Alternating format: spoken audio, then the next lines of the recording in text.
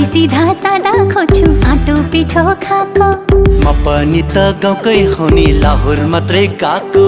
3 वर्षमा 1 महिना नि गाउँमा नआउने, क्यारे होला यस्तासँग माया पलाउने। भइगो तिमीसँग पिरिम नलाउने। एक दिन मन बगाल्दिन्छु फकाई फकाई, लिन आउँछु घरमा तिमीलाई बाजा बजाई। नमानेमा जबरजस्ती लान्छु भगाई, नमानेमा जबरजस्ती लान्छु भगाई।